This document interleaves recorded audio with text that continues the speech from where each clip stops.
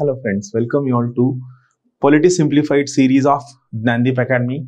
आजचा आर्टिकल आहे article number 33. Basically article 33 कशाबद्दल आहे तर पार्ट 3 मध्ये ज्या सगळ्या फंडामेंटल राईट्स बद्दल आपण सध्या डिस्कशन करतोय तर या पार्ट 3 मध्ये दिलेले फंडामेंटल राईट्सचे ऍप्लिकेशन आर्म्ड फोर्सेसला किंवा जे forces law and order maintain करण्यासाठी आहेत किंवा जी लोक ब्युरोमध्ये इंटेलिजन्स ब्युरो असेल रॉ असेल या ठिकाणी काम करतात या लोकांना फंडामेंटल राईट्स किती प्रमाणात उपलब्ध असतील, यांनी फंडामेंटल राईट यूज करताना काय काळजी घ्यायची आहे आणि सगळ्यात महत्त्वाची गोष्ट फंडामेंटल राईटचं ऍप्लिकेशन यांना करत असताना नेमक्या कोणत्या गोष्टींची त्यांनी काळजी घ्यायची याबद्दलचे जे प्रोव्हिजन्स कॉन्स्टिट्यूशनने दिलेले आहेत they are given in article 33 of the Indian constitution. So basically it is article 33. Let's see what it says.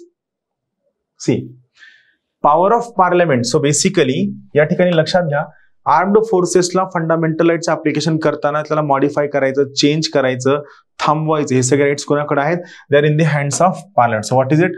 Power of parliament to modify the rights conferred by this part. Which part? Part number 3. That is fundamental rights are part in their application to the forces and others. So थोडक्यात काय पार्लमेंटला part 3 ने दिलेले fundamental rights यांचे application armed forces करताना काय अधिकार आहे, थोडक्यात पार्लमेंट काय लॉ करू शकतो त्याबद्दलचं आर्टिकल 33 आहे. एक पक्क वाक्य लक्षात घ्या. जेव्हा कुठं जिथं कुठं आपण पार्लमेंट हा वर्ड यूज करणार आहोत त्या प्रत्येक ठिकाणी parliament is equal to law. म्हणजे जे काय पार्लमेंट करेल असं आपण म्हणतो that everything is equal to law. So let's see what it says. Very interesting. See first thing what parliament says, parliament may by law determine, that is parliament will decide to what extent any of the right conferred by this part shall in their application to. Parliament decide करू शकतं कोणत्या extent पर्यंत part 3 ने दिलेले fundamental rights apply केले जाऊ शकतात. कुणाला? For the members of the armed forces, armed फोर्सेसच्या मेंबर्सला किंवा the members of the forces charge with the maintenance of public order. एक तर आर्म्ड फोर्सेसला किंवा जी लोक पब्लिक ऑर्डर मेंटेन करण्यासाठी आहेत त्यांना फंडामेंटल राईट किती प्रमाणात अप्लाय करायचं हे पार्लमेंट लॉ करून डिसाइड करू शकतं.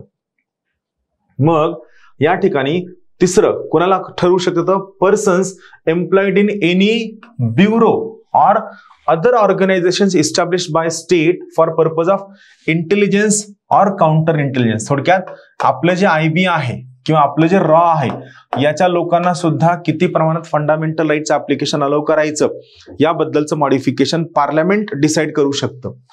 Persons employed in or in connection with the telecommunication system, पण साध्या टेलिकम्युनिकेशन सिस्टीम नाही तर setup for the purpose of any force, bureau or organisation referred to in clause A to C.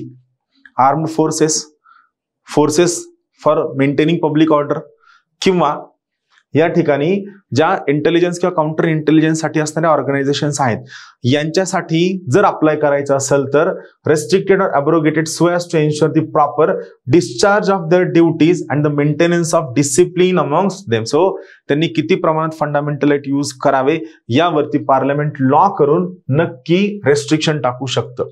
हे खूप महत्वाचं आणि खूप कॉम्प्रिहेन्सिव्ह यामुळे आहे कारण याच्या बेसिसवरती आपल्या देशाची युनिटी आणि इंटिग्रिटी डिपेंड आहे. जर हे व्हायलेट झालं, जर हे कॉम्प्रोमाइज झालं तर things will be more difficult. Thank you.